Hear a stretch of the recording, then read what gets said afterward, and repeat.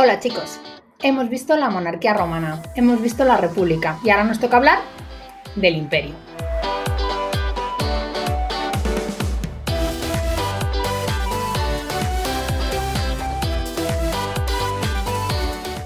Como su propio nombre indica, el imperio es el periodo de la historia de Roma en la que el poder supremo está en manos del emperador. Este emperador va a ser una persona que concentre en su mano los tres grandes poderes de Roma. Por un lado va a ser el imperator. Imperator es la palabra que designa al comandante supremo de los ejércitos, a esta persona que controla el ejército romano, el enorme, impresionante y poderoso ejército romano. De hecho, la palabra imperator existe ya antes de que llegue el imperio. Es la palabra que se utiliza para designar a los grandes generales como por ejemplo Marco Antonio o Julio César. Va a ser también el Pontifex Maximus, es decir, el sumo sacerdote. Va a ser la persona que lidere la religión. Y va a ser, por supuesto, el Princeps, es decir, el primero entre sus iguales, el jefe del Senado, por decirlo de alguna manera. Presidirá el Senado, que se convocará a su designio, y además va a ser el que se encargue de la cuestión legislativa, de hacer las leyes y de designar a los magistrados y a las personas que ostentan cargos de gobierno. Por tanto, el emperador tiene el poder absoluto, tiene todos los poderes que antes estaban en manos de las instituciones de la República. Concentra en su persona todo el control del enorme imperio romano, el poder militar, el poder religioso y el poder político. ¿Y quién es el primer emperador de Roma? Bueno, pues Octavio. Acordaos de él cuando hablábamos del final de la República Romana. Es el vencedor de la guerra civil que le enfrenta con Marco Antonio, el otro cónsul que formaba el triunvirato junto con Lépido, que también desaparece del mapa, y por tanto es el vencedor absoluto de esas guerras. Eso le va a dar un poder especial, lo convierte en un elegido por los dioses. De hecho, va a adoptar el nombre de Augusto, que significa exactamente eso. A partir de este momento, el divino Augusto o Octavio Augusto se va a convertir en el primer emperador de Roma. Va a ser el Imperator, el Pontifex Maximus y el Princeps del Senado. Eso ocurre en el 27 a.C., momento en el cual el Senado le designa como tal. A partir de ese momento tenemos ya un emperador en Roma.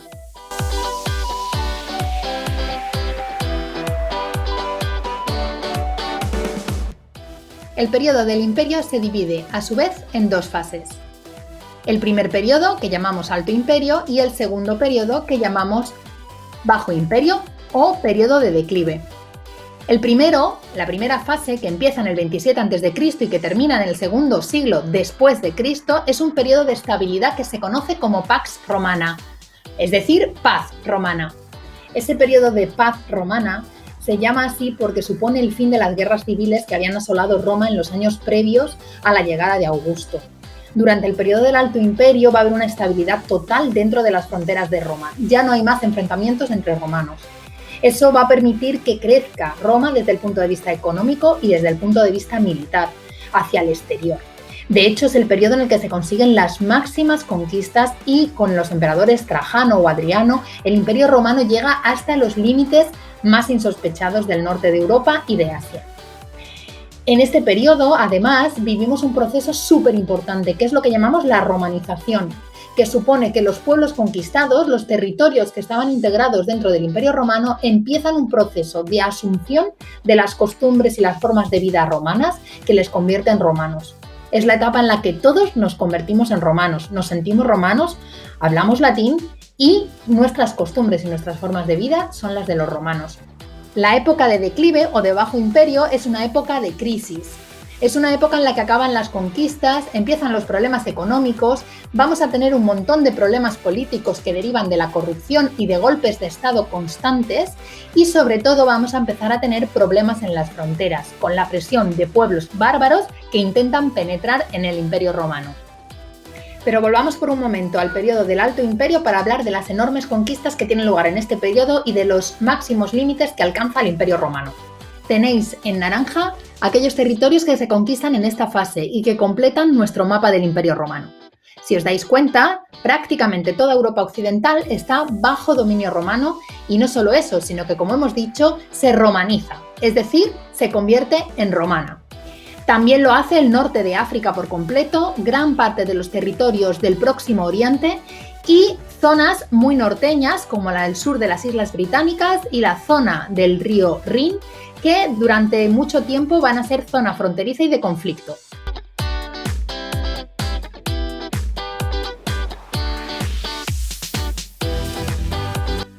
Como hemos dicho, el Imperio Romano alcanza su máxima expansión con emperadores como Trajano. Trajano, que nació en Itálica, es decir, en una pequeña ciudad romana muy importante de la provincia de la Bética, que se situaría donde ahora está Sevilla. Eso nos da idea de hasta qué punto hablamos de romanización y de la grandeza de Roma, de que es capaz de incorporar todos los territorios que conquista a su sistema y a su estado. Da igual donde hayas nacido, que puedes llegar a ser emperador de Roma. Es más, Trajano llegará a ser denominado por el Senado el Optimum Princeps, es decir, el mejor gobernante. Y es que Hispania es una provincia romana desde época republicana. Acordaos de este conflicto.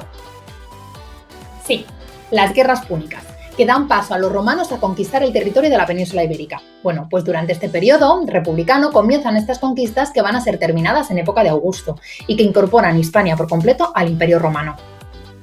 Pero como ya hemos dicho, a partir del siglo III después de Cristo y hasta su final en el siglo V después de Cristo, el Imperio Romano va a entrar en una fase de decadencia, un periodo de crisis que conocemos como el Bajo Imperio.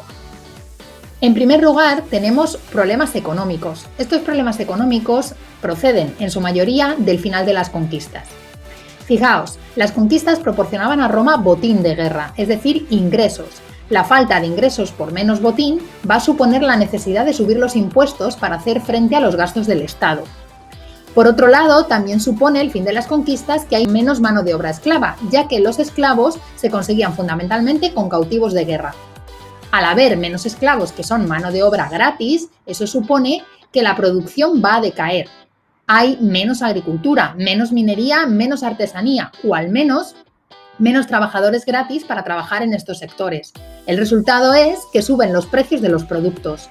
Más impuestos, precios más caros, problemas económicos para la población. Además de eso, vamos a encontrar problemas políticos. Estos problemas políticos derivan sobre todo del problema de la sucesión, y es que el emperador romano, igual que pasaba con el rey en los primeros momentos, no es hereditario. Los romanos habían establecido un sistema más o menos estable que era el de la adopción. Es decir, el emperador reinante adoptaba a una persona como sucesor. Esta función de hijo adoptivo, que no siempre era el hijo biológico, ya la hemos visto, porque hablábamos de que Octavio, el que será el primer emperador de Roma, Octavio Augusto, había sido el hijo adoptivo de Julio César. Era una fórmula legal en el derecho romano. Sin embargo, no siempre va a funcionar. Y a pesar de que normalmente el emperador adoptaba siempre a una persona para que le sucediera, no había en ningún sitio escrito que este fuera el sistema legal de sucesión y, por tanto, en cuanto empezaron los problemas, se puso en entredicho la persona que sucedía a cada emperador. Y cada vez que uno moría, había luchas por el poder. Muchos soldados van a intentar imponer a sus generales como emperadores y los propios candidatos a emperador van a luchar y enfrentarse entre sí. Tenemos lo que se llama golpes de estado permanentes que van a provocar una inestabilidad tremenda y cambios muy rápidos de gobierno. Se van a suceder emperadores de una manera demasiado vertiginosa como para que ninguno de ellos pueda llegar a gobernar de una manera estable y calmada. Además de eso, tenemos problemas en las fronteras. Como hemos mencionado, los pueblos bárbaros van a intentar penetrar en las fronteras del imperio. El enorme imperio romano es cada vez más difícil de controlar. El limes, que es como llaman los romanos a las fronteras, son cada vez más inestables. Y son inestables porque determinadas sequías o problemas fuera de las fronteras hacen que los pueblos limítrofes, los que viven cerca del Imperio Romano y que están acostumbrados a comerciar con Roma y conocen las ventajas de vivir dentro del imperio, intenten entrar dentro del imperio y asentarse. Estos pueblos germanos que cruzan las fronteras van a llegar a pactos de federación, a pactos federales, a los foedus, con los romanos. Mediante estos pactos se van a asentar consiguiendo tierras en la zona fronteriza y se van a comprometer a defenderlas.